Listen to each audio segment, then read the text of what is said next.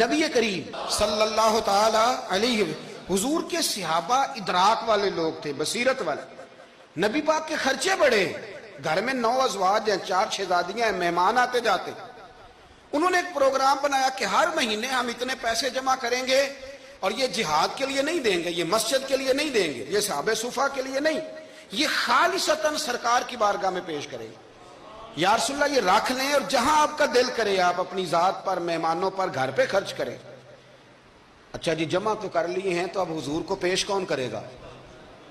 Duty لگی حضرت عباس کی کہ محبوب کے چچا ہیں، یہ پیش کریں گے. حضرت عباس وہ پیسے لے کے دروازہ رسول پہ پہنچے. سیانے بندے تھے تو لفظ بڑے سمجھداری کے ساتھ تلاش کیے. عرض کی یا رسول اللہ صلی اللہ علیہ وسلم، آپ کے دن بھی ہمارے لیے ہیں، راتیں بھی ہمارے لیے. آپ دن کو ہمیں تبلیغ کرتے ہیں اور رات کو رو رو کے ہماری بخشش کی دعائیں کرتے ہیں.